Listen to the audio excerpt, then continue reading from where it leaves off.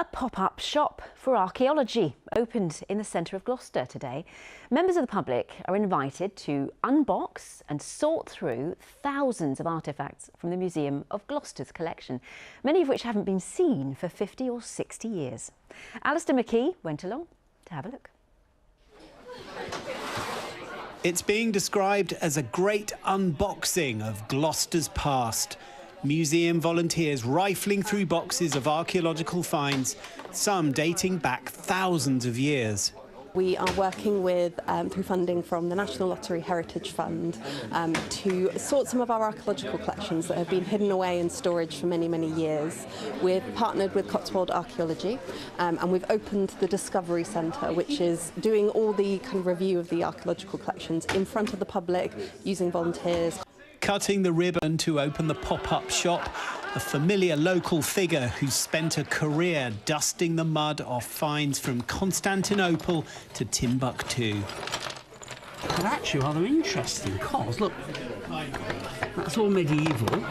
Okay. Look at this, there you've got a hunt scene on that bit of same. Do you see? With a boar and with a tail. So this is from France. What sort of age? Between 100 and 200 AD. So that's nearly, what's that? That's nearly 2,000. Just under years old. 2,000 years. That's just right. Sitting in a box. In a box over there. That's right. Yeah.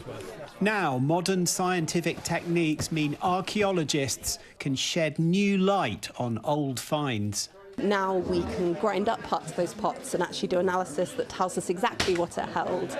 We can reconstruct them digitally, so we can, instead of just having pieces of a pot, you can have a whole complete pot to see what it would have actually looked like.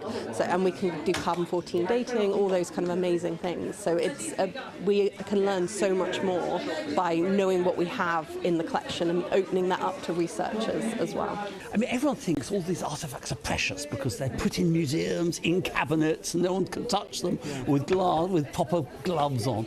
Actually, this is the real world of archaeology. This stuff isn't particularly precious. It's just so interesting. And to make accessible to the community, and the community can work on this material, you know, without worrying it's going to break or anything, is so fantastic. The shop will be here in the centre of Gloucester for the next 6 months, but delving through some 6,000 boxes of treasures could keep them going for much longer.